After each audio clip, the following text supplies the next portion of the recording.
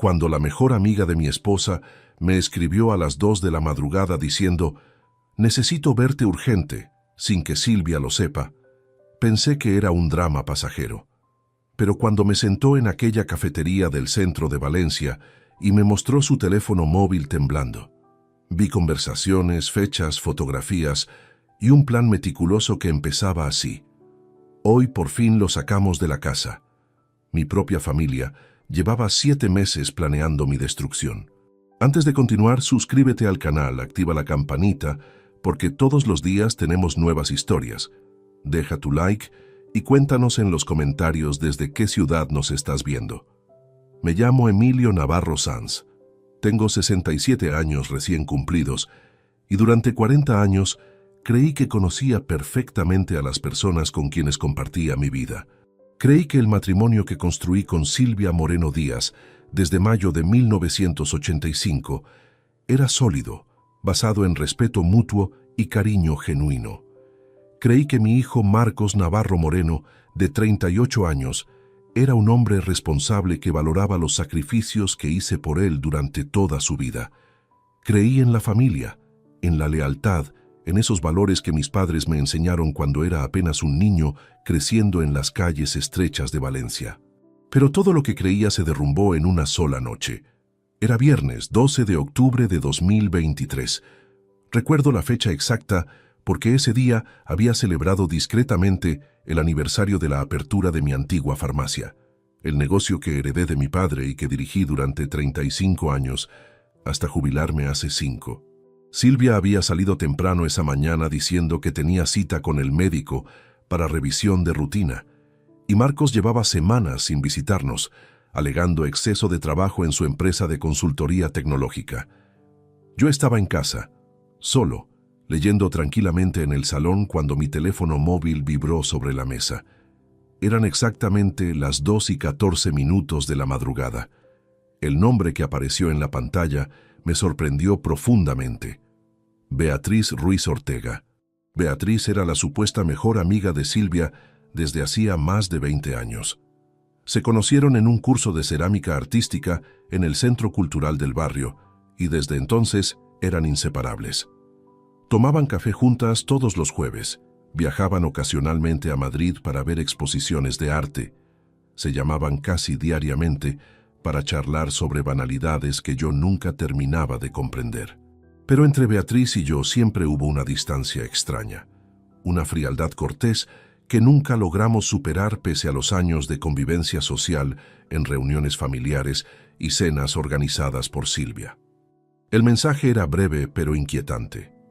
«Emilio, necesito hablar contigo urgentemente, a solas, sin que Silvia lo sepa. Por favor, es importante. Mañana a las 4 de la tarde en la cafetería Azahar, cerca de la Plaza de la Virgen. No me ignores, te lo ruego». Leí el mensaje 3 veces seguidas intentando encontrarle sentido. ¿Por qué la mejor amiga de mi esposa querría verme en secreto? ¿Qué podía ser tan urgente que no podía esperar hasta el día siguiente en horario normal? ¿Por qué específicamente pedía que Silvia no lo supiera? Mi primer impulso fue despertar a Silvia, mostrarle el mensaje y preguntarle directamente qué estaba pasando. Pero algo en el tono desesperado de aquellas palabras me detuvo. Había una vulnerabilidad ahí, un ruego genuino que raramente había visto en Beatriz, siempre tan compuesta y segura de sí misma. Respondí brevemente: «Estaré ahí». No pude dormir el resto de la noche. Di vueltas en la cama mientras Silvia roncaba suavemente a mi lado, completamente ajena a mi inquietud. Intenté imaginar qué podría querer decirme Beatriz. Quizás tenía problemas matrimoniales con su esposo y necesitaba consejo. Quizás había descubierto que Silvia tenía algún problema de salud grave que me ocultaba. Quizás era algo relacionado con dinero, alguna inversión fallida o deuda que necesitaba resolver discretamente. Jamás, ni en mis peores suposiciones, imaginé la verdad que estaba a punto de descubrir. El sábado transcurrió con lentitud agónica. Silvia pasó la mañana ordenando armarios y hablando por teléfono con una amiga sobre no sé qué problema con una vecina del edificio. Yo fingí normalidad absoluta. Desayuné tranquilo. Leí el periódico como todos los fines de semana. Salí a caminar media hora por el parque del barrio, pero mi mente no paraba de dar vueltas sobre ese mensaje nocturno. A las 3:30 de la tarde, le dije a Silvia que tenía que salir para encontrarme con Javier Molina Vega, mi abogado de confianza desde hacía más de 20 años, para revisar unos papeles del seguro médico. Era mentira, pero necesitaba una excusa creíble. Silvia apenas levantó la vista del móvil donde estaba escribiendo mensajes y murmuró distraída: «Vale, no tardes mucho que esta noche cenaremos temprano». La cafetería Azahar estaba ubicada en una calle lateral cerca de la Plaza de la Virgen, un lugar discreto que frecuentaban principalmente turistas despistados y estudiantes universitarios. Llegué 10 minutos antes de las 4 y me senté en una mesa del fondo, lejos de las ventanas. Pedí un café solo que apenas toqué mientras esperaba nervioso. Beatriz llegó puntual. La vi entrar mirando hacia todos lados con evidente tensión, como si temiera ser seguida. Llevaba gafas de sol enormes pese a que el día estaba nublado, y su rostro mostraba señales claras de falta de sueño. Cuando me vio, se dirigió rápidamente a la mesa y se sentó frente a mí sin siquiera saludar. «Gracias por venir», susurró con voz quebrada. No sabía a quién más acudir. «¿Qué está pasando, Beatriz?», pregunté directamente. «Tu mensaje me preocupó mucho». Ella no respondió inmediatamente. Sacó su teléfono móvil del bolso con manos temblorosas, lo desbloqueó y me lo extendió sobre la mesa. En la pantalla había una conversación de WhatsApp. «Lee esto», dijo con lágrimas comenzando a formarse en sus ojos. «Lee todo y después te explico». Tomé el teléfono con cautela y comencé a leer. Los primeros mensajes parecían banales, conversaciones normales entre Silvia y Marcos sobre horarios y compromisos familiares. Pero conforme avanzaba hacia atrás en el historial, las palabras comenzaron a transformarse en algo completamente diferente. Y entonces lo vi. Un mensaje de Silvia a Marcos fechado el 28 de marzo de 2023. «Ya hablé con el doctor Romero. Dice que con los informes médicos que le proporcionemos puede hacer un diagnóstico de deterioro cognitivo severo.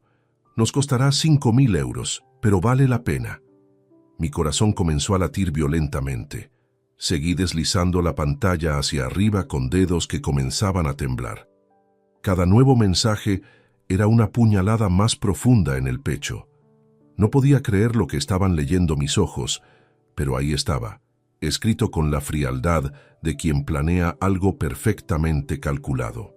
Mensaje de Marcos, 30 de marzo. «¿Estás segura de que funcionará? No quiero que nos descubra antes de tiempo». Respuesta de Silvia. «Tranquilo, tu padre es demasiado confiado, nunca sospecha nada. Llevamos 40 años juntos y jamás ha dudado de mí ni una sola vez». Sentí náuseas. La mujer con quien había compartido 4 décadas de vida, la madre de mi único hijo, hablaba de mí como si fuera un estorbo, un objetivo a eliminar. Levanté la vista hacia Beatriz, que me observaba con expresión devastada. «Sigue leyendo», murmuró ella limpiándose las lágrimas. «Hay más, mucho más». Volví a concentrarme en la pantalla. Los mensajes se multiplicaban, fechados a lo largo de abril, mayo, junio de 2023. Era una conversación continua, metódica, donde madre e hijo discutían cada detalle de su plan macabro como si estuvieran organizando unas simples vacaciones familiares. 5 de abril, Silvia. Hablé con Beatriz.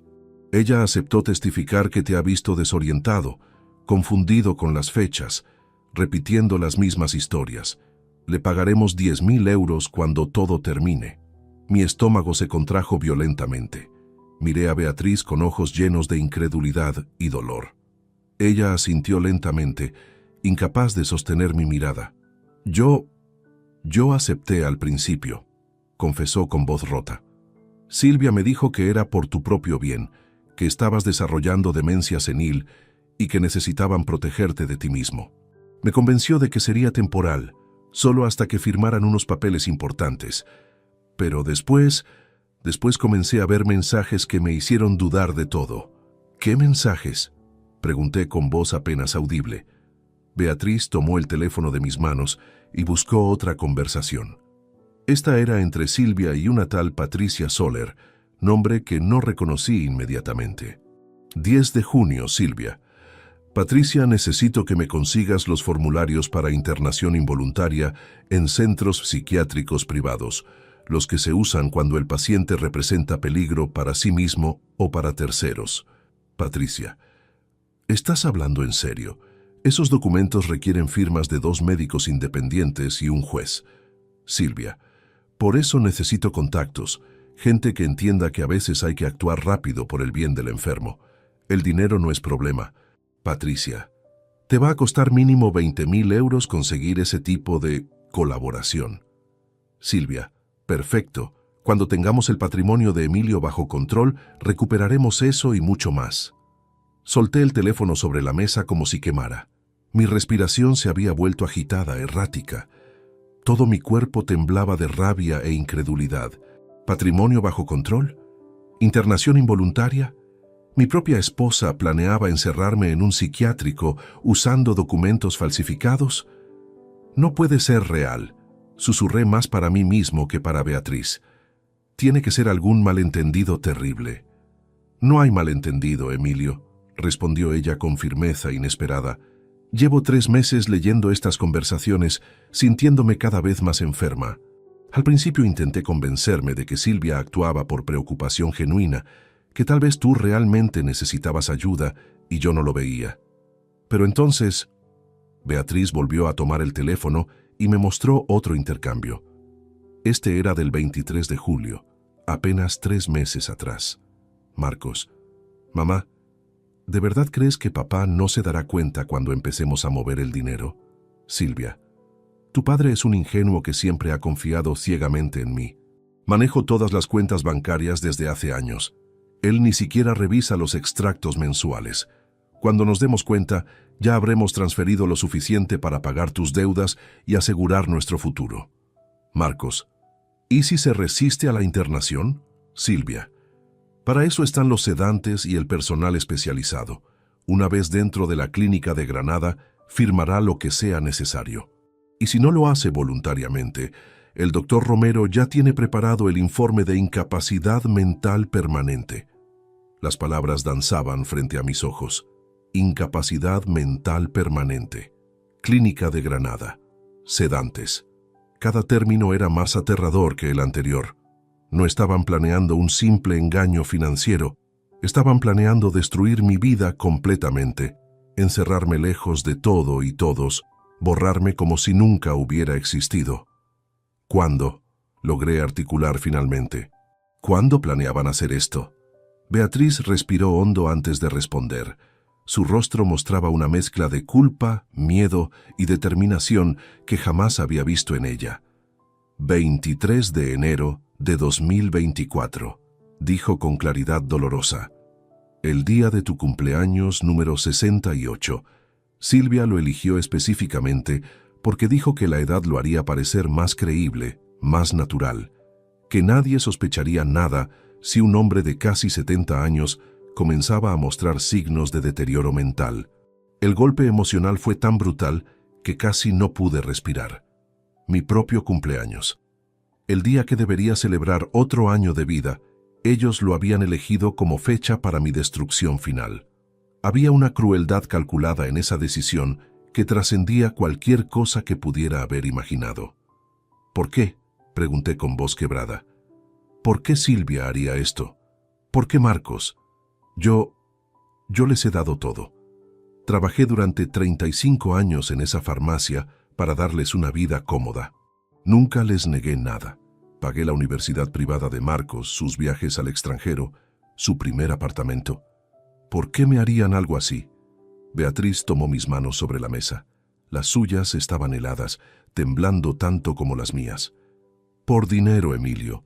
Solo por dinero, respondió con amargura absoluta. Marcos tiene deudas enormes, 60.000 euros en apuestas deportivas online. Un prestamista violento lo está amenazando, le ha dado plazo hasta febrero próximo o irá tras su familia. Silvia vio en tu patrimonio la solución perfecta para salvar a su hijo. Pero yo los habría ayudado, protesté desesperado. Si Marcos me hubiera dicho que tenía problemas, Habríamos buscado una solución juntos. Soy su padre, por el amor de Dios. Ellos no querían tu ayuda, Emilio. Querían tu dinero sin condiciones, sin explicaciones, sin consecuencias, explicó Beatriz con dureza. Y Silvia vio la oportunidad de tomar todo para ella y su hijo, de deshacerse de ti permanentemente. Me hundí en la silla completamente devastado. 40 años de matrimonio reducidos a esto. Un hijo que había criado con amor incondicional, dispuesto a encerrarme en un psiquiátrico por dinero. Una esposa que nunca me había amado realmente, que solo esperaba el momento adecuado para destruirme. ¿Por qué me lo cuentas ahora?, pregunté finalmente a Beatriz. ¿Por qué cambiar de bando después de aceptar participar? Ella cerró los ojos y 2 lágrimas rodaron por sus mejillas. Porque ya no puedo vivir con esto. Beatriz abrió su bolso con movimientos nerviosos y sacó un sobre manila grueso que colocó frente a mí sobre la mesa de la cafetería. Sus manos seguían temblando visiblemente mientras lo empujaba hacia mi dirección. Esto es lo que me hizo despertar definitivamente, dijo con voz cargada de remordimiento. Hace 2 semanas, Silvia me invitó a su casa cuando supuestamente tú habías salido a caminar. Me pidió que firmara un documento como testigo de tu comportamiento errático. Dijo que era rutinario, algo preventivo por si algún día realmente necesitabas ayuda médica. Abrí el sobre con dedos torpes. Dentro había varias hojas impresas en papel oficial con membrete de un bufete legal que no reconocí. El primer documento llevaba fecha del 15 de septiembre de 2023, apenas un mes atrás. Lo leí con creciente horror mientras cada palabra se clavaba como un cuchillo en mi pecho. Era una declaración jurada donde Beatriz Ruiz Ortega, supuesta amiga cercana de la familia desde hacía 20 años, atestiguaba haber presenciado múltiples episodios donde yo, Emilio Navarro Sanz, mostraba signos alarmantes de deterioro cognitivo severo. Según el texto, me había visto olvidar nombres de personas conocidas, repetir las mismas anécdotas 3 o 4 veces en la misma conversación, perderme regresando a casa desde el supermercado del barrio y mostrar episodios de agresividad verbal sin provocación aparente. Todo era mentira, absolutamente todo. Jamás me había perdido, jamás había olvidado nombres importantes, jamás había sido agresivo con nadie. Pero ahí estaba, redactado con lenguaje técnico convincente, listo para ser presentado ante cualquier autoridad médica o judicial como prueba irrefutable de mi incapacidad mental. Yo firmé esto, confesó Beatriz con vergüenza lacerante. Firmé sabiendo que era falso, convenciéndome de que Silvia tenía buenas intenciones. Me pagó 5.000 euros en efectivo ese mismo día. Dijo que serían 10.000 más cuando todo terminara. Continué revisando el sobre. Había más documentos, todos igualmente aterradores.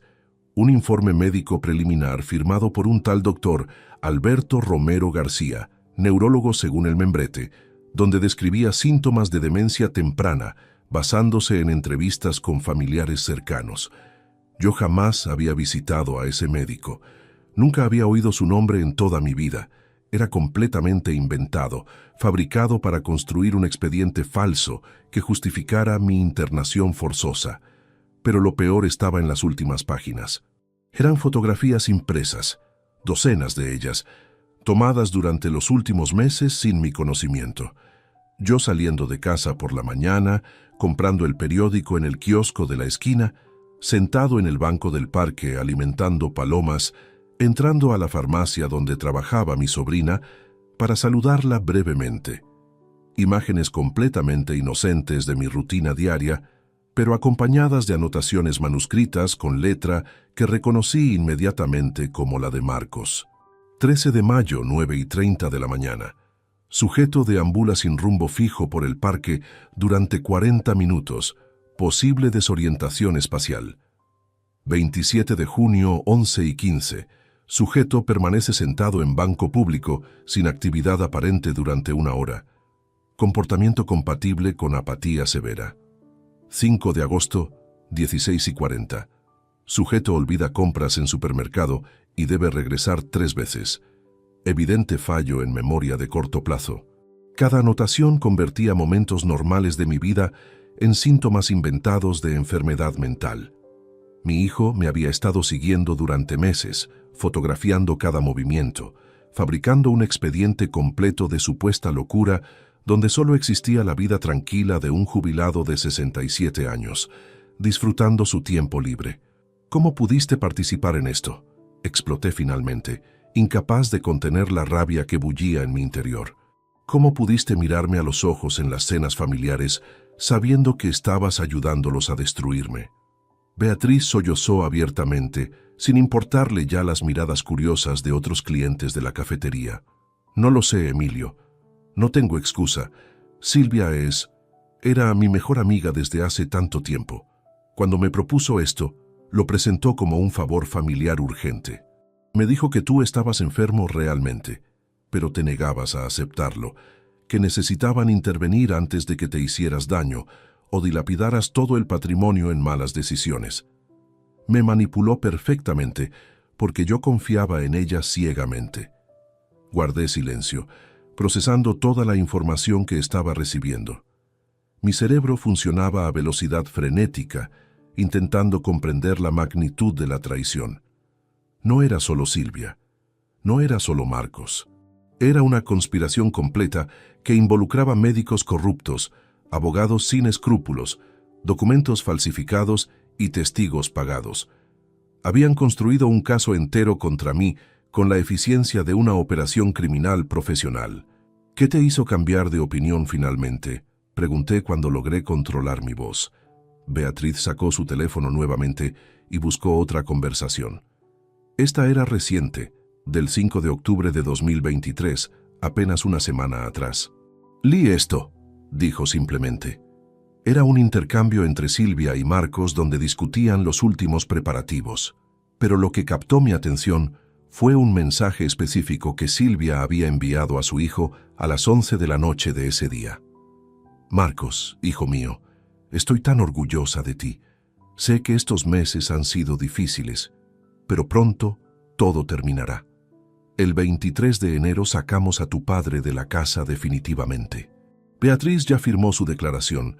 El doctor Romero tiene los informes listos y la clínica de Granada confirmó disponibilidad de habitación en ala de seguridad máxima.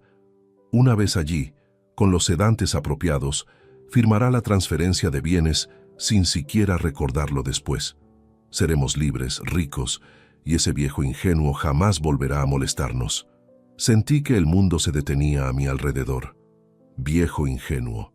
Así me llamaba la mujer con quien compartí 4 décadas de vida. No había un ápice de amor, ni siquiera de respeto básico en esas palabras, solo desprecio frío y calculado. Cuando leí ese mensaje, continuó Beatriz con voz temblorosa, algo se rompió dentro de mí. Comprendí que no estaba ayudando a proteger a un amigo enfermo. Estaba colaborando en la destrucción deliberada de un hombre bueno y honesto.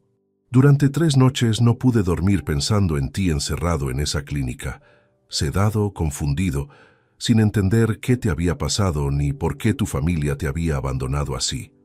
Beatriz metió la mano en su bolso nuevamente y sacó un pequeño dispositivo USB que colocó junto al sobre manila.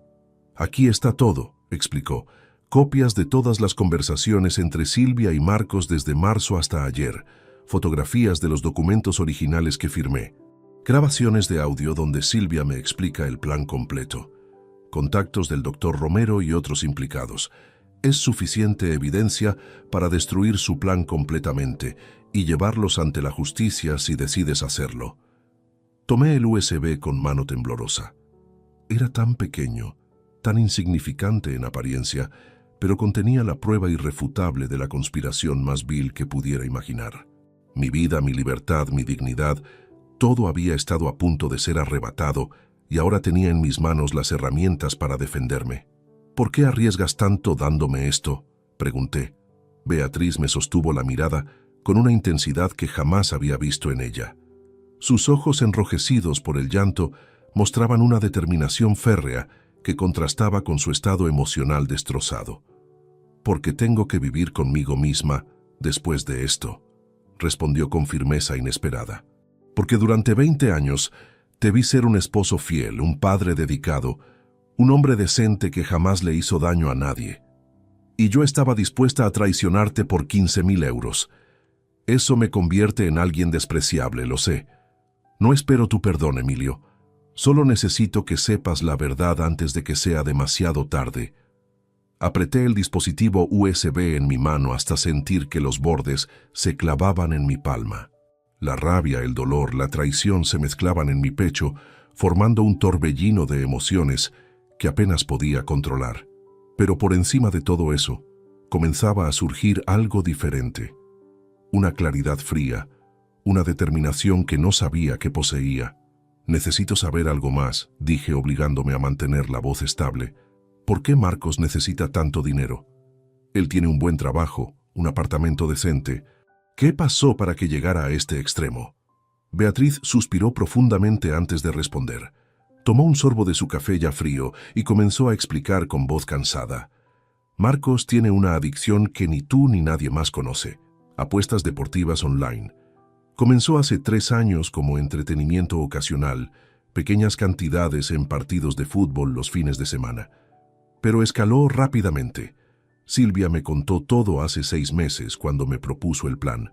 Marcos llegó a su casa una noche llorando desesperado, confesándole que debía 60.000 euros a un prestamista llamado Rubén Ortiz, un tipo conocido en ciertos círculos de Valencia por su brutalidad con los deudores. El nombre me resultaba vagamente familiar. Recordé haber leído en el periódico local sobre un tal Rubén Ortiz, involucrado en casos de extorsión y violencia, aunque nunca había sido condenado por falta de pruebas suficientes. La idea de que mi hijo estuviera enredado con alguien así me heló la sangre. ¿60.000 euros? Repetí incrédulo. ¿Cómo pudo acumular semejante deuda sin que nadie lo notara? Las apuestas online son así, explicó Beatriz. Discretas, accesibles 24 horas al día, adictivas. Marcos empezó ganando algunas apuestas pequeñas, lo cual le dio falsa confianza. Después vino la persecución de pérdidas, intentar recuperar lo perdido con apuestas cada vez mayores. Cuando quiso detenerse, ya era demasiado tarde. Había agotado sus ahorros, maximalizado todas sus tarjetas de crédito, pedido préstamos personales que no podía pagar. Finalmente recurrió a Rubén Ortiz, quien le prestó 40.000 euros con intereses usurarios que convirtieron la deuda en 60.000 en menos de un año. La imagen de mi hijo que había construido durante 38 años se desmoronaba ante mí. El niño responsable, el estudiante aplicado, el profesional exitoso, todo era una fachada que ocultaba un problema devastador. Y en lugar de acudir a mí buscando ayuda, había preferido conspirar con su madre para destruirme. Rubén le dio plazo hasta febrero de 2024, continuó Beatriz. Si no paga completo antes del día 15, irá tras su familia. Amenazó específicamente a Laura, la esposa de Marcos, y a los niños. Por eso Silvia actuó tan rápido organizando este plan. Vio en tu patrimonio la solución perfecta, suficiente dinero para salvar a Marcos y quedarse con una buena parte para ella misma. Pero yo lo habría ayudado, protesté con voz quebrada. Si Marcos hubiera venido a mí con honestidad, habríamos encontrado una forma de solucionar esto juntos. No habría condenado a mis nietos a vivir amenazados. Ellos no querían tu ayuda con condiciones, Emilio. No querían tus consejos, tu supervisión, tu decepción. Querían el dinero sin rendir cuentas a nadie, respondió Beatriz con amargura. Y Silvia vio la oportunidad perfecta de resolver el problema de Marcos mientras se deshacía de ti permanentemente. 2 pájaros de un tiro, como ella misma lo expresó en uno de sus mensajes. Me recosté en la silla, sintiendo que el peso de toda esa información amenazaba con aplastarme. Durante 40 años había trabajado incansablemente para construir un patrimonio modesto, pero sólido. La farmacia heredada de mi padre la convertí en un negocio próspero que nos dio estabilidad económica. Invertí sabiamente en 2 propiedades pequeñas que ahora valían aproximadamente 300.000 euros en total. Nunca fui rico, pero siempre tuve la satisfacción de saber que mi familia vivía cómodamente gracias a mi esfuerzo. Y ahora descubría que esa misma familia por la cual sacrifiqué tanto planeaba arrebatarme todo usando los métodos más viles imaginables. ¿Cuánto sabe Laura de esto?, pregunté refiriéndome a mi nuera. ¿Está involucrada en el plan? Beatriz negó con la cabeza. Según lo que escuché, Laura no sabe nada. Marcos le oculta tanto las deudas como la conspiración. Silvia insistió en mantenerla completamente ajena porque teme que Laura podría oponerse o, peor aún, contártelo todo. Tu nuera siempre te ha tenido aprecio genuino. Eso, al menos, era un pequeño consuelo.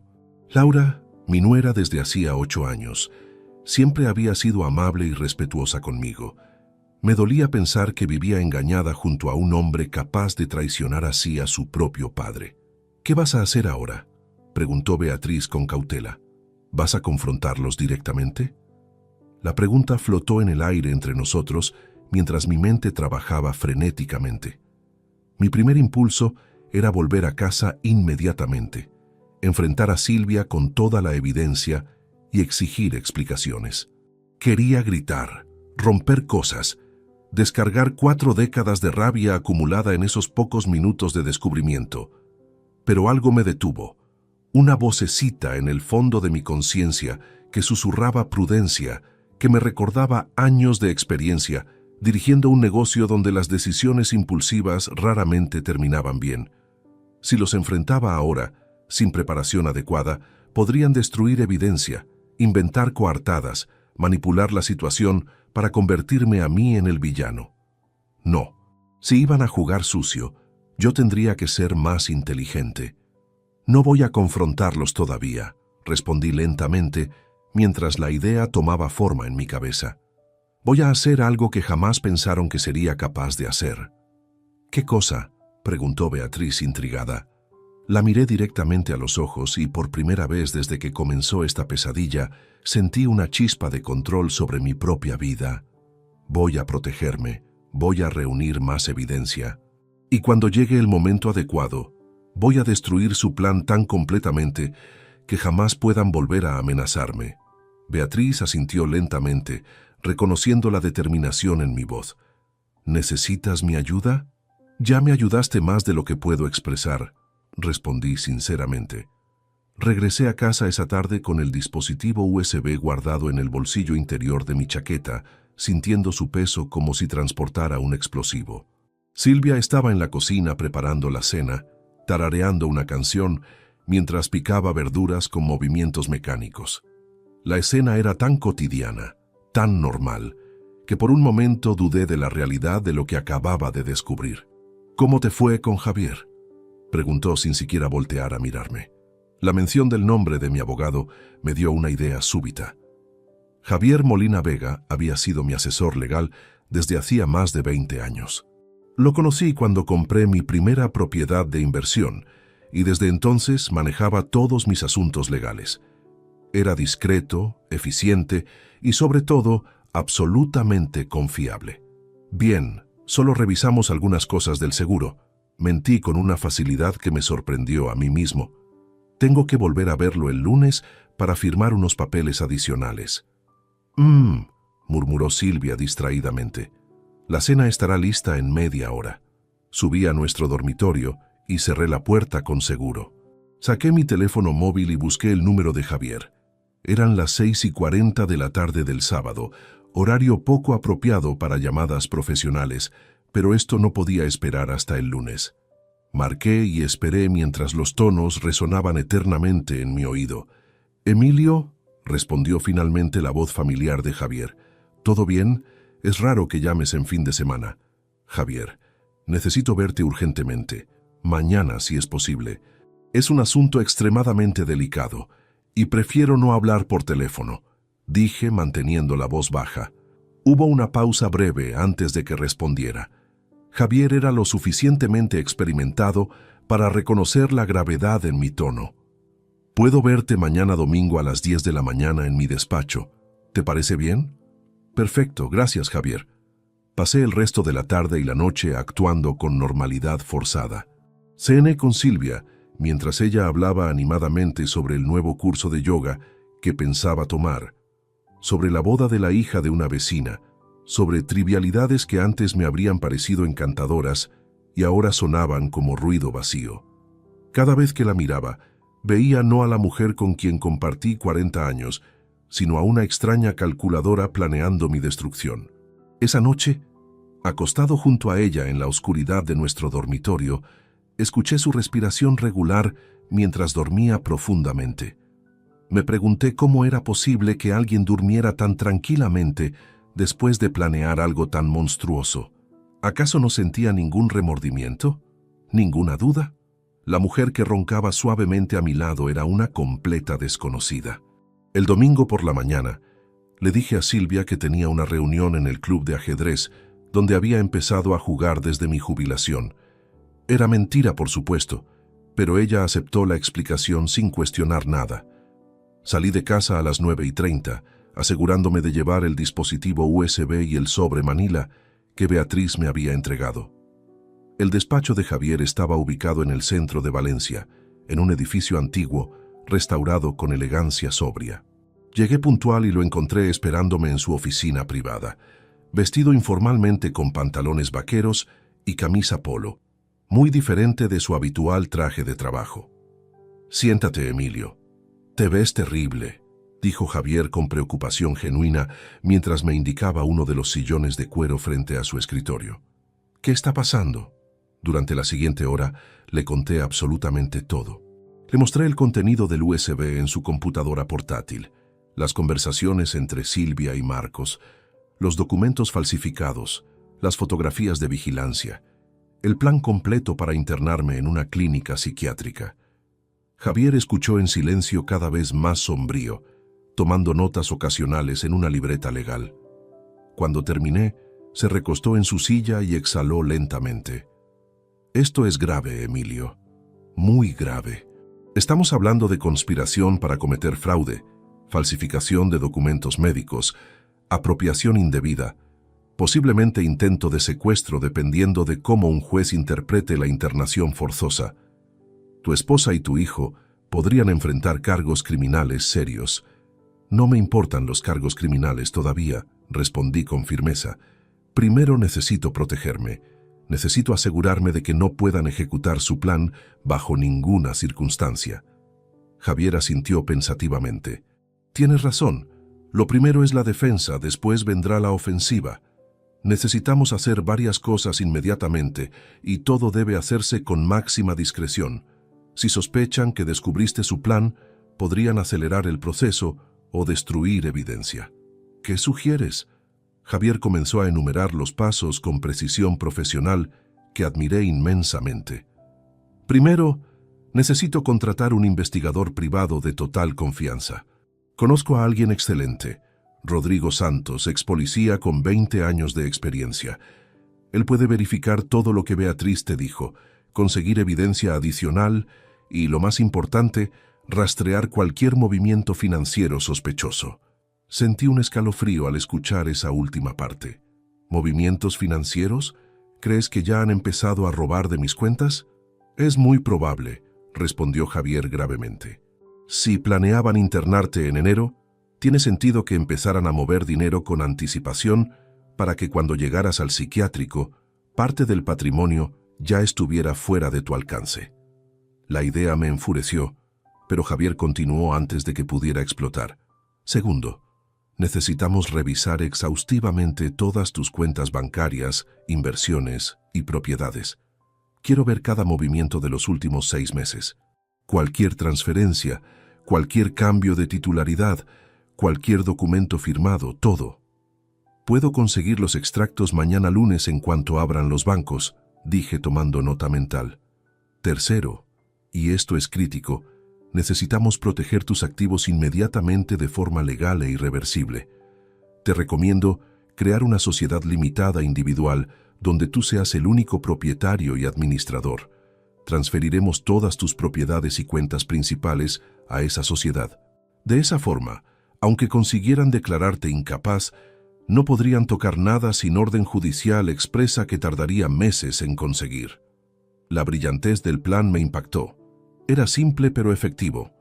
¿Cuánto tiempo tomaría establecer esa sociedad? «Con la urgencia del caso puedo tener la lista en 2 semanas máximo», respondió Javier. Las siguientes 3 semanas fueron las más difíciles de mi vida. No por el trabajo físico o mental que requerían, sino por la actuación constante que debía mantener. Cada mañana me levantaba junto a Silvia, desayunábamos juntos mientras ella leía revistas de decoración y yo fingía interés en sus comentarios sobre cortinas nuevas para el salón. Cada conversación telefónica con Marcos, donde preguntaba por los nietos, era una tortura, sabiendo que mi propio hijo contaba los días para encerrarme en un psiquiátrico. Pero mientras ellos creían que todo seguía normal, yo trabajaba meticulosamente en mi defensa. Rodrigo Santos, el investigador que Javier contrató, resultó ser extraordinariamente eficiente. En solo 5 días me entregó un informe devastador. Silvia había abierto una cuenta bancaria conjunta con Marcos el 18 de septiembre de 2023, apenas 3 semanas antes de que Beatriz me revelara todo. Para hacerlo, había falsificado mi firma en una procuración notarial, usando documentos que ella misma preparó con un software de edición digital. Pero lo peor vino cuando revisamos mis cuentas principales. 45.000 euros habían sido transferidos gradualmente desde mi cuenta de ahorros de toda la vida hacia esa nueva cuenta conjunta. Transferencias de 5.000, 7.000, 3.000 euros realizadas durante agosto, septiembre y octubre, siempre en horarios donde yo no solía revisar mis movimientos bancarios. Silvia conocía perfectamente mis hábitos y los explotó con precisión quirúrgica. El 28 de octubre, domingo por la tarde, ocurrió algo que cambiaría completamente mi estrategia. Silvia recibió una llamada que la puso visiblemente nerviosa. Escuché fragmentos de la conversación desde la cocina donde fingía preparar café. Sí, Marcos, mañana, pero es muy repentino. Ya veo. No te preocupes, iré contigo. Sí, puedo inventar algo. Cuando colgó, vino hacia mí con expresión estudiadamente casual. Emilio, mañana necesito ir a Toledo con Marcos. Surgió un asunto urgente con la herencia de su tía Remedios, ya sabes, papeles que firmar en el registro. Probablemente nos tome todo el día y parte del martes también. La tía Remedios había fallecido hacía 2 años y su herencia se había resuelto completamente hacía meses. Era una mentira obvia, pero asentí como si no sospechara nada. Por supuesto, no hay problema. ¿Necesitas que te lleve a la estación? No. Marcos pasará a recogerme temprano. Tú descansa, aprovecha para ver esos documentales de historia que tanto te gustan. Esa noche, después de que Silvia se durmiera, bajé silenciosamente al estudio y llamé a Rodrigo. Le expliqué la situación, y él comprendió inmediatamente la oportunidad que se presentaba. Es el momento perfecto para instalar equipos de vigilancia, dijo con voz profesional y tranquila. Si van a estar fuera todo el lunes y parte del martes, tenemos tiempo suficiente para hacer un trabajo limpio. Micrograbadores de última generación que se activan por voz, imposibles de detectar sin equipo especializado. El lunes 29 de octubre a las 8 de la mañana, vi partir a Silvia con una maleta pequeña. Marcos la recogió en su coche y ambos se marcharon rápidamente, sin imaginar siquiera que los estaba observando desde la ventana del segundo piso con una mezcla de dolor y determinación fría. A las 9 en punto, Rodrigo llegó acompañado de un técnico especializado.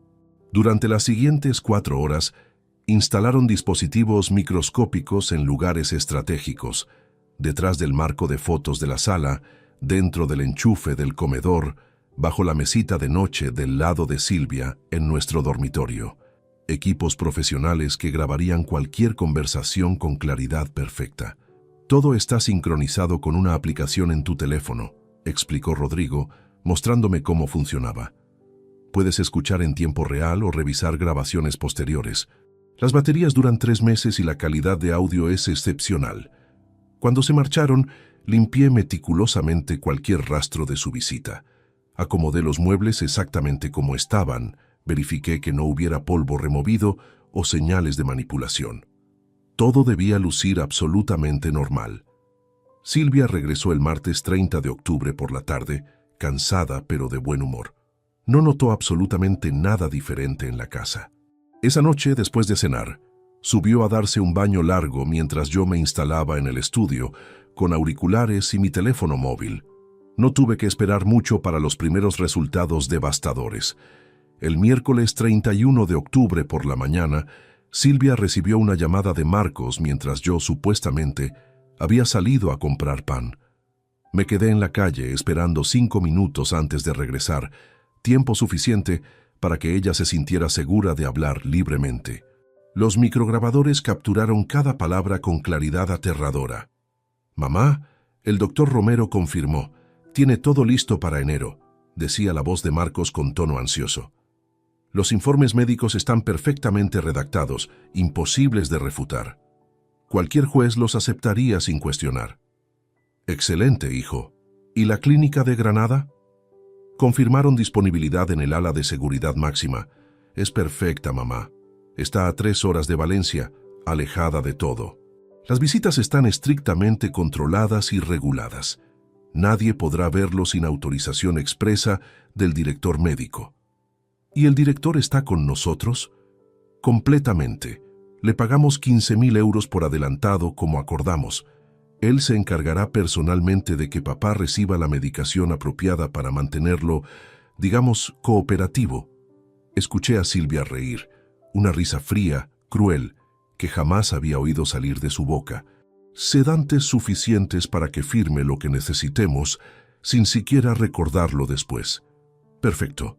Tu padre siempre fue tan ingenuo, tan confiado. Jamás sospechó nada durante 40 años. No va a empezar ahora». «¿Estás segura de que Beatriz no hablará?», preguntó Marcos con preocupación súbita. «Beatriz está bien controlada», respondió Silvia con confianza absoluta. «Le pagué 5.000 euros por su declaración y le prometí otros 10.000 cuando todo termine. Además, ella misma firmó documentos comprometedores. Si nos traiciona, se hunde con nosotros. No dirá nada». Cerré los ojos sintiendo cómo la traición de Beatriz cobraba nueva dimensión. Ella me había dado la información, sí, pero solo después de haber participado activamente durante meses. Su arrepentimiento llegó demasiado tarde, cuando su conciencia finalmente pesó más que el dinero prometido. «¿Y si papá se resiste físicamente el día que lo llevemos?», insistió Marcos. «No lo hará. Ese día le diremos que vamos a una consulta médica rutinaria en Granada, algo relacionado con su chequeo anual. Subirá al coche confiado como siempre. Cuando lleguemos a la clínica y comprenda dónde está realmente, ya será tarde. El personal de seguridad está entrenado para manejar pacientes difíciles». Grabé esa conversación completa y la guardé en 3 lugares diferentes: el teléfono móvil, una memoria USB nueva y la nube encriptada que Rodrigo me había ayudado a configurar. Era evidencia demoledora que ningún juez podría ignorar, pero necesitaba más. Necesitaba entender completamente hasta dónde llegaba esta traición. El 5 de noviembre, Javier me citó en su despacho con noticias importantes. La sociedad limitada individual estaba casi lista. Faltaban solo algunos trámites finales, pero había algo más urgente que discutir. «Emilio, Rodrigo descubrió algo preocupante», dijo Javier con expresión grave mientras extendía varios documentos sobre su escritorio. «Silvia intentó cambiar los beneficiarios de tu seguro de vida la semana pasada. Falsificó tu firma nuevamente en formularios del banco». Tomé los papeles con manos temblorosas. Efectivamente, ahí estaban formularios oficiales donde supuestamente yo solicitaba que en caso de mi fallecimiento, el seguro de vida por 150.000 euros fuera pagado directamente a Silvia Moreno Díaz y Marcos Navarro Moreno como únicos beneficiarios, eliminando cualquier cláusula de distribución equitativa o revisión legal. «Por suerte, el banco tiene protocolo estricto para estos cambios», continuó Javier. «Requieren presencia física del titular con identificación oficial». Cuando Silvia presentó los documentos por correo, el gerente los rechazó y solicitó que vinieras personalmente. Ella no insistió para no levantar sospechas. «Está preparando mi muerte», susurré sintiendo escalofríos recorrer mi espalda. «No solo mi internación, sino mi muerte». «No necesariamente muerte física», aclaró Javier rápidamente, «pero sí muerte legal y social. Una vez internado en esa clínica bajo diagnóstico de demencia severa, medicado permanentemente, sin contacto exterior, serías prácticamente un muerto viviente. Y eventualmente, si algo te ocurriera dentro de la clínica, nadie cuestionaría demasiado la muerte de un anciano enfermo. La frialdad de esa lógica me aterrorizó profundamente. Silvia lo había pensado todo con precisión macabra. Durante esos días de noviembre, mientras acumulaba evidencia tras evidencia, me volví experto en la actuación. Cada mañana interpretaba el papel del esposo confiado e ingenuo. Preguntaba a Silvia sobre su día. Comentaba noticias del periódico. Hacía planes para las fiestas navideñas que sabía jamás celebraríamos juntos. Y cada noche, solo en el estudio con mis auriculares, escuchaba grabaciones que confirmaban la profundidad del engaño. El 14 de noviembre capturé algo que me destrozó de manera definitiva. Silvia estaba hablando por teléfono con alguien llamada Mercedes, una amiga suya que yo conocía vagamente de reuniones sociales ocasionales. La conversación comenzó con trivialidades sobre una exposición de arte que habían visitado juntas, pero derivó hacia territorios inesperados. «Mercedes, necesito contarte algo que llevo guardado 40 años», dijo Silvia con voz liberada, casi alegre. «Algo que solo tú puedes entender porque me conoces desde antes de casarme». «Dime, mujer, sabes que puedes confiar en mí», respondió Mercedes intrigada. Hubo una pausa larga antes de que Silvia hablara nuevamente. Cuando lo hizo, su voz tenía una cualidad de confesión que me heló hasta los huesos. «Jamás amé a Emilio, ni un solo día de estos 40 años». El silencio al otro lado del teléfono fue absoluto. Yo mismo dejé de respirar. «¿Cómo?», preguntó Mercedes finalmente, claramente choqueada. «Cuando lo conocí en mayo de 1985, yo tenía 24 años y estaba desesperada. Trabajaba de cajera en un supermercado. Vivía en un apartamento horrible compartido con 3 compañeras y veía cómo mis amigas se casaban con hombres exitosos mientras yo no tenía perspectivas. Entonces apareció Emilio Navarro». Silvia hizo una pausa y escuché cómo encendía un cigarrillo, hábito que supuestamente había dejado hacía años. Era dueño de una farmacia próspera heredada de su padre. Provenía de una familia respetable de Valencia, con propiedades y conexiones sociales. Era educado, trabajador, predecible. Vi en él la oportunidad perfecta de salir de mi situación miserable, así que lo seduje deliberadamente. Fingí interés en sus conversaciones aburridas sobre medicamentos y clientes de la farmacia. Reí con sus chistes predecibles. Me hice la mujer dulce y enamorada que él necesitaba ver. En 6 meses estábamos comprometidos, y en octubre de 1985 nos casamos en una ceremonia que a mí me pareció una farsa total, pero que todos celebraron como el matrimonio perfecto. Mercedes permaneció callada del otro lado mientras yo apretaba los auriculares contra mis oídos, deseando y temiendo al mismo tiempo escuchar más. Durante 40 años he interpretado el papel de esposa fiel y amorosa, continuó Silvia con amargura satisfecha.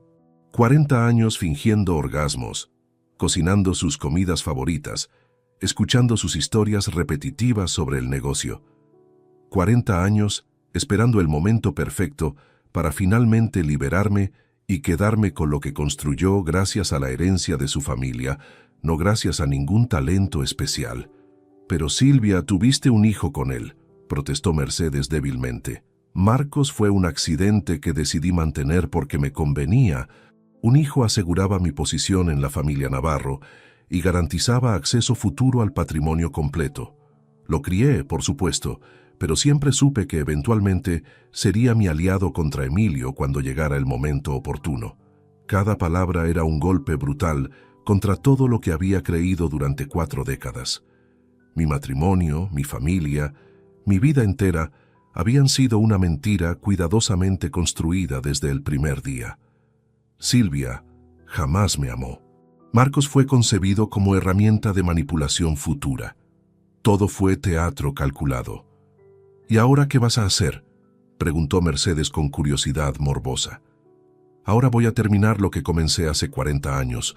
En enero lo internamos, conseguimos control total del patrimonio, pagamos las deudas de Marcos y finalmente seré libre». libre de fingir, libre de ese matrimonio sofocante, libre para vivir los años que me quedan como yo decida.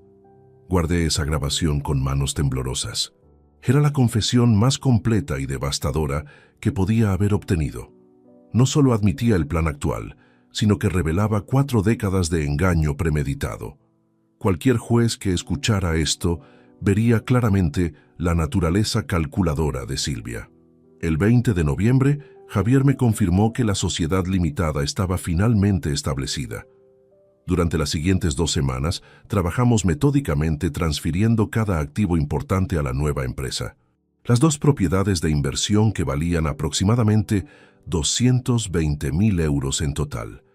Mi cuenta principal de ahorros con 75.000 euros restantes después del robo de Silvia. Inversiones menores en bonos y acciones por aproximadamente 30.000 euros.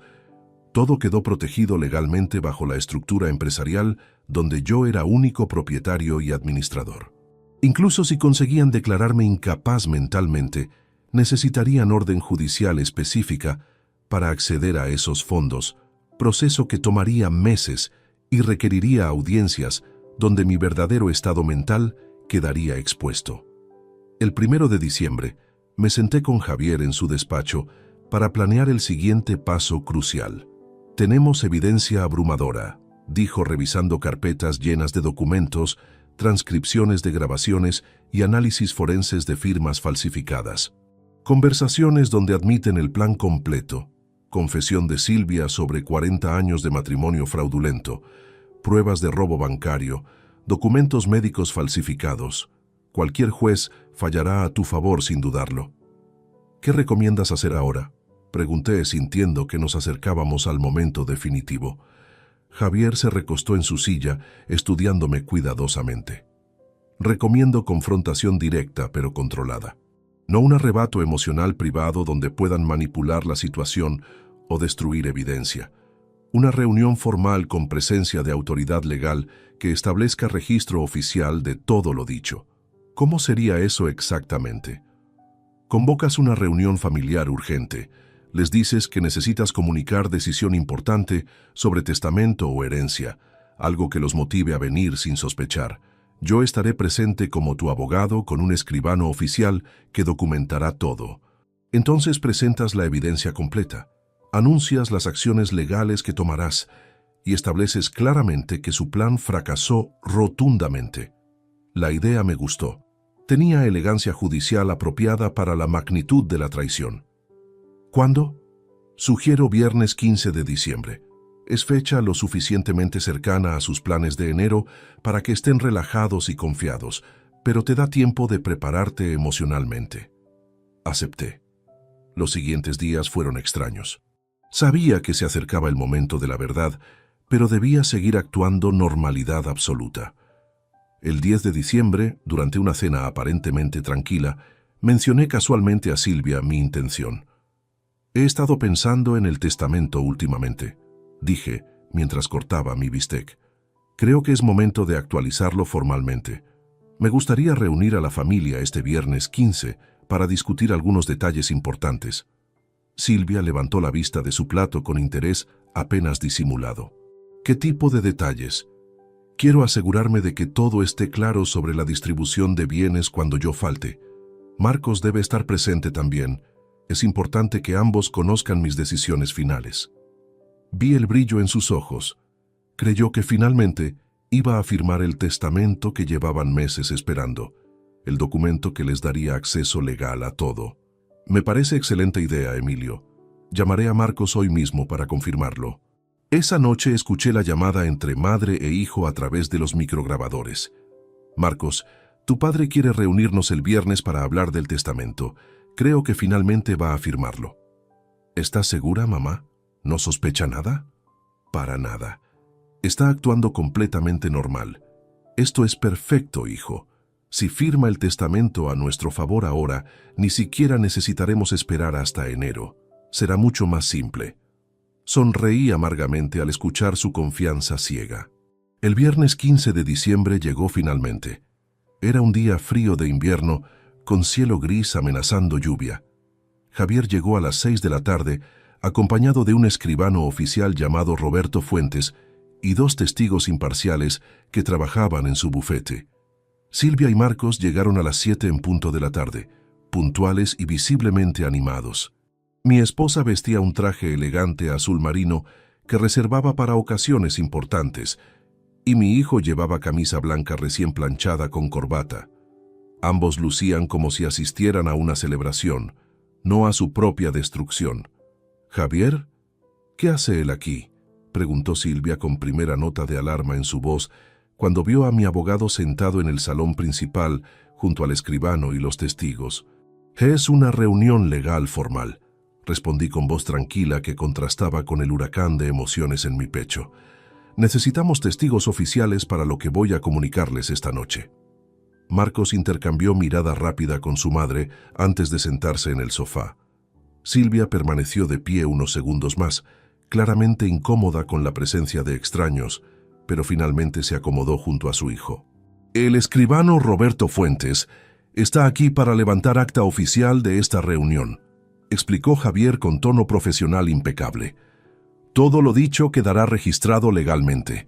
Les recomiendo escuchar con atención». Me paré frente a ellos, sosteniendo una carpeta gruesa que contenía meses de investigación, dolor y traición documentada. Durante un momento simplemente los observé. La mujer con quien compartí 40 años de mentiras, el hijo que crié con amor incondicional y que me pagó con conspiración macabra. Durante las últimas semanas he descubierto algo que jamás imaginé posible. Comencé con voz firme. Descubrí que mi propia familia, las personas en quienes deposité mi confianza absoluta, han estado planeando meticulosamente mi destrucción. Vi cómo la sangre abandonaba el rostro de Silvia. Marcos se puso rígido instantáneamente. «Emilio, ¿de qué estás hablando?», preguntó Silvia intentando sonar confundida, pero su voz temblaba traicionándola. «Hablo de esto», respondí abriendo la carpeta y sacando las primeras hojas. «Conversaciones de WhatsApp entre tú y Marcos fechadas desde marzo de 2023, donde planean internarme en una clínica psiquiátrica usando documentos médicos falsificados. Conversaciones donde discuten cómo drogarme, cómo mantenerme encerrado, cómo robar mi patrimonio completo». Extendí las páginas impresas sobre la mesa de centro. Marcos intentó tomar una, pero Javier fue más rápido, protegiendo la evidencia. «También tengo esto», continué sacando extractos bancarios. 45.000 euros robados de mi cuenta de ahorros mediante transferencias fraudulentas. Dinero movido a una cuenta conjunta que abrieron usando mi firma falsificada en documentos notariales inventados. Silvia se puso de pie abruptamente. «Esto es ridículo. No sé quién te metió estas ideas en la cabeza, pero...» «Siéntate», ordené con voz que jamás había usado con ella. La dureza de mi tono la sorprendió tanto que obedeció automáticamente. «No he terminado». Saqué otro conjunto de documentos. «Aquí están los informes médicos falsos, preparados por el doctor Alberto Romero García, neurólogo que supuestamente me diagnosticó demencia severa. Jamás he visitado a ese hombre en mi vida. Los informes están fabricados completamente basándose en testimonios inventados de familiares cercanos». «Papá, déjame explicarte», comenzó Marcos con voz desesperada. «No hay nada que explicar, Marcos. Tengo grabaciones de audio donde tú y tu madre discuten cada detalle del plan. Conversaciones donde se ríen de mí, donde me llaman viejo ingenuo, donde calculan exactamente cuánto dinero obtendrán una vez que me encierren. ¿Quieres que las reproduzca aquí frente al escribano?». El silencio que siguió fue absoluto. Marcos había palidecido completamente y Silvia miraba fijamente el suelo incapaz de sostener mi mirada. Pero lo más devastador, continué sintiendo cómo la voz se me quebraba por primera vez, es esto. Saqué la transcripción de la conversación entre Silvia y Mercedes. La conversación donde confesaba 40 años de matrimonio fraudulento, donde admitía jamás haberme amado, donde revelaba que nuestro hijo fue concebido como herramienta de manipulación futura. 40 años, Silvia, 40 años compartiendo vida, cama, sueños, mientras tú fingías cada segundo. 40 años donde yo te amé genuinamente, mientras tú solo esperabas el momento apropiado para destruirme y quedarte con lo que construí. Silvia levantó la vista finalmente y vi en sus ojos algo que me heló la sangre. No arrepentimiento, no vergüenza, sino rabia pura porque su plan había sido descubierto. ¿Quién te contó?, exigió con voz fría. ¿Fue Beatriz? Esa maldita traidora. No importa quién me contó, interrumpí. Lo importante es que sé todo, cada detalle, cada mentira, cada movimiento que planeaban hacer. Javier se puso de pie en ese momento, asumiendo el control profesional de la situación. Emilio Navarro Sanz ha tomado medidas legales completas para protegerse, anunció formalmente mientras el escribano documentaba cada palabra. Primero, todo el patrimonio ha sido transferido legalmente a una sociedad limitada individual, donde él es único propietario y administrador. Segundo, se ha presentado demanda formal de divorcio por causa de fraude matrimonial y apropiación indebita. Tercero, se ha presentado denuncia criminal contra ambos por falsificación de documentos, intento de secuestro mediante internación forzosa y robo bancario. ¿Qué?, gritó Marcos poniéndose de pie violentamente. «Papá, no puedes hacer esto. Yo soy tu hijo». «Fuiste mi hijo», respondí con voz quebrada pero firme, hasta el momento en que decidiste que 60.000 euros en deudas de apuestas valían más que tu propio padre. Hasta el momento en que conspiraste con tu madre para drogarme, encerrarme y robarme todo lo que construí durante una vida de trabajo honesto. Marcos comenzó a llorar abiertamente, un espectáculo patético que no me conmovió en absoluto. Fue mamá, ella me obligó. Yo no quería hacer nada de esto. El prestamista amenazaba a Laura y los niños. Estaba desesperado, sollozaba intentando justificar lo injustificable. «Mentiroso», escupí con asco. «Tengo grabaciones donde te ríes de mí, donde describes con placer los sedantes que pensabas darme, donde calculas exactamente cómo dividir mi patrimonio. Nadie te obligó, Marcos, lo elegiste voluntariamente». Javier continuó con su exposición legal implacable. Cuarto punto: deserdación total e irrevocable de Marcos Navarro Moreno. Documento firmado y registrado oficialmente en notaría el día 10 de diciembre de 2023. Quinto punto: orden de restricción contra ambos, prohibiendo cualquier contacto directo o indirecto con Emilio Navarro Sanz bajo pena de arresto inmediato. Silvia finalmente reaccionó, perdiendo completamente la compostura. «No puedes quitarnos todo. Ese dinero es tanto mío como tuyo. Estuve casada contigo 40 años», gritó con histeria creciente. «Estuviste casada conmigo bajo pretensiones falsas», respondí con frialdad que me sorprendió a mí mismo. «Tengo tu confesión grabada admitiendo que jamás me amaste, que te casaste por conveniencia económica, que fingiste durante 4 décadas completas. Ningún juez te otorgará nada en el divorcio. De hecho, deberás devolver todo lo que robaste más daños punitivos». El escribano Roberto Fuentes levantó la vista de sus anotaciones y habló por primera vez. Para el registro oficial, los acusados Silvia Moreno Díaz y Marcos Navarro Moreno no han negado ninguna de las acusaciones presentadas. Su silencio y reacciones emocionales serán interpretados como admisión tácita de culpabilidad. Esas palabras sellaron su destino legalmente. Cualquier cosa que dijeran ahora quedaría registrada contra ellos. Javier sacó otro conjunto de documentos de su maletín. Sexto punto: demanda civil por daños emocionales y psicológicos. La cuantía solicitada es de 100.000 euros, considerando 40 años de matrimonio fraudulento, más el trauma del descubrimiento de conspiración para privación ilegal de libertad. «¿100.000 euros? ¡Estás loco!», gritó Silvia. «No tengo ese dinero». «Entonces deberás vender tu vehículo, tus joyas, cualquier activo que poseas hasta cubrir la cantidad ordenada por el tribunal», respondió Javier sin emoción alguna. «Y respecto a los 45.000 euros robados de la cuenta bancaria del señor Navarro, deberán ser devueltos con intereses de mora que suman aproximadamente 7.000 euros adicionales. Total a reintegrar, 52.000 euros en plazo no mayor a 60 días. Marcos se dejó caer en el sofá completamente derrotado. No tengo esa cantidad. El prestamista Rubén Ortiz me está buscando. Si no le pago antes del 15 de febrero próximo, cumplirá sus amenazas contra mi familia. Ese ya no es problema de mi cliente, respondió Javier fríamente. Usted creó esa situación con su adicción al juego. Deberá resolverla por medios propios legales. Quizás vendiendo su apartamento. La realidad cayó sobre Marcos como avalancha devastadora. Perdería su herencia completa, tendría que vender su único patrimonio para pagar al prestamista, y aún así debería encontrar manera de devolver los 52.000 euros robados a su padre. Quedaría literalmente en la calle. «Papá, por favor», suplicó con desesperación absoluta. «Laura y los niños no tienen culpa de nada. Si me dejas sin nada, ellos sufrirán también. Debiste pensar en tus hijos antes de conspirar para destruir a su abuelo», respondí sintiendo pequeña punzada de dolor por mis nietos inocentes, pero manteniéndome firme.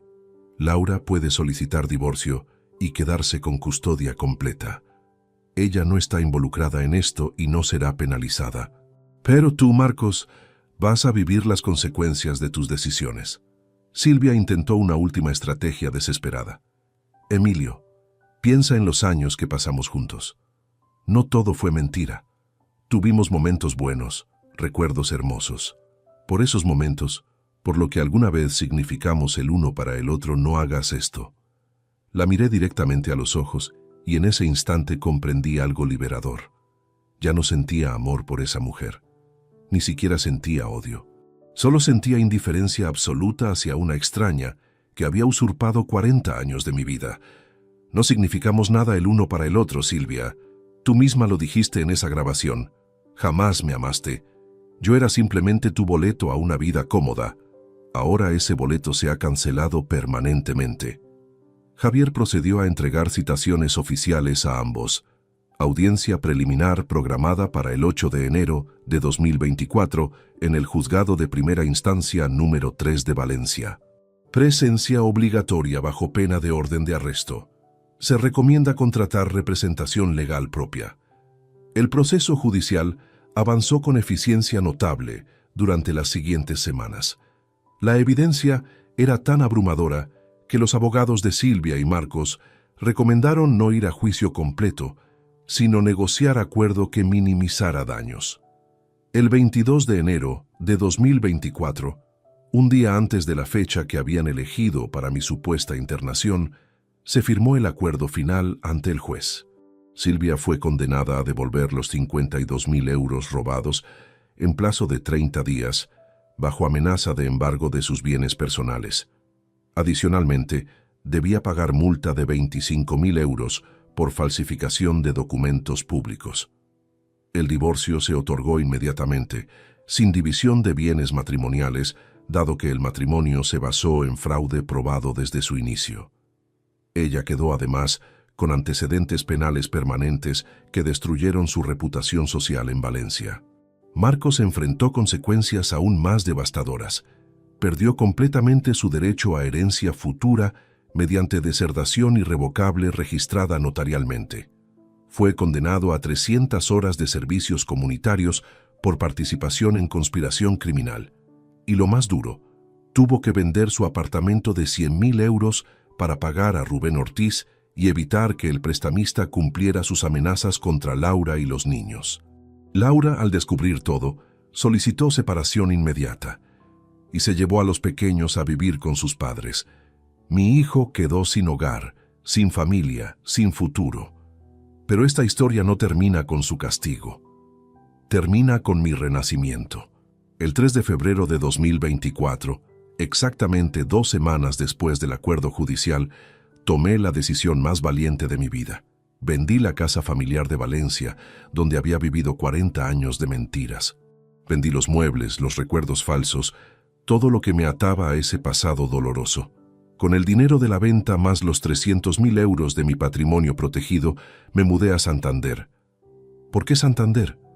Porque jamás había estado allí con Silvia. Porque era ciudad costera hermosa en el norte de España, donde nadie me conocía, donde podía empezar absolutamente desde cero, sin el peso de miradas compasivas o rumores curiosos.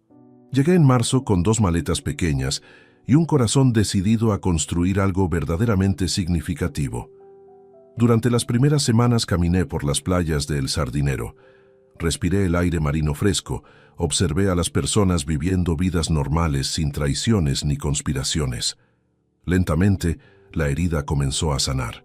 No porque olvidara lo que me hicieron, sino porque decidí conscientemente que no permitiría que esa traición definiera el resto de mi existencia.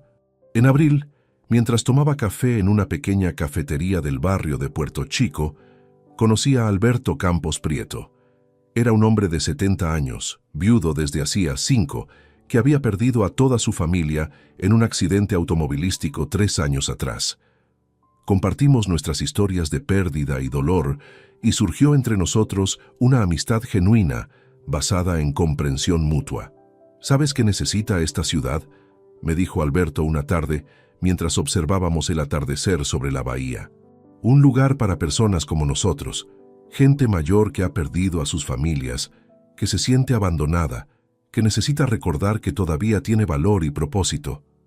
Esa conversación casual plantó la semilla de lo que se convertiría en mi mayor logro.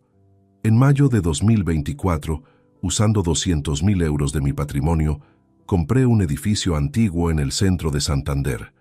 Lo remodelamos completamente durante 2 meses con ayuda de arquitectos y trabajadores locales.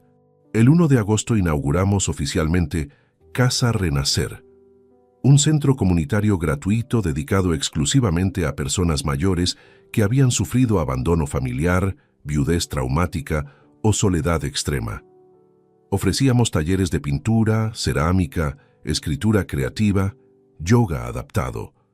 Teníamos biblioteca amplia, sala de juegos, cocina comunitaria donde preparábamos almuerzos compartidos 3 veces por semana. Pero lo más importante era el apoyo psicológico profesional que proporcionábamos sin costo alguno. Fue ahí donde conocí a Adriana López Serrano, psicóloga de 48 años, que se unió al proyecto como coordinadora voluntaria. Era divorciada, sin hijos, con pasión genuina por ayudar a personas en situaciones difíciles. Su empatía, su inteligencia, su risa contagiosa me conquistaron lentamente sin que yo lo buscara. El 23 de enero de 2025, exactamente un año después de la fecha que Silvia había elegido para mi internación forzosa, le propuse matrimonio a Adriana en la playa de El Sardinero durante un paseo al atardecer. Ella aceptó llorando de felicidad. Nos casamos en ceremonia íntima el 14 de febrero, rodeados de amigos nuevos que habíamos conocido en Casa Renacer. Por primera vez en 69 años, experimenté lo que era amar y ser amado genuinamente, sin mentiras, sin cálculos, sin segundas intenciones. Adriana me aceptó completo, con mi pasado doloroso, mis cicatrices emocionales, mis miedos, y yo la amé con la intensidad de quien finalmente comprende el valor real del amor verdadero. En junio de 2025, publiqué un libro titulado Reconstruir después de la traición. No era obra literaria pretenciosa, sino testimonio honesto de mi experiencia. Describía la conspiración familiar, el proceso de descubrimiento, las decisiones legales que tomé, pero sobre todo hablaba de la reconstrucción posterior, de cómo elegí no quedarme atrapado en amargura, sino transformar dolor en propósito significativo. El libro resonó profundamente con miles de personas. En 6 meses vendimos 80.000 copias. Recibí cartas conmovedoras de lectores que habían vivido traiciones similares y encontraron esperanza en mi historia. Di conferencias en universidades y centros comunitarios. Me convertí inesperadamente en voz para personas mayores que habían sido invisibilizadas o traicionadas por sus propias familias. Casa Renacer creció exponencialmente. Durante el primer año, ayudamos a 300 personas. El segundo año, alcanzamos 500. Expandimos servicios, incluyendo asesoría legal gratuita para adultos mayores, víctimas de abuso financiero familiar, programa de vivienda temporal para quienes habían perdido sus hogares, red de voluntarios jóvenes que adoptaban abuelos sin familia. Era octubre de 2025 cuando recibí el mensaje que jamás esperé. Un correo electrónico de Marcos, Si te gustó esta historia, dale like al video, suscríbete al canal y comparte tus impresiones en los comentarios. Para escuchar la próxima historia, haz clic en la caja de la izquierda. Gracias por vernos.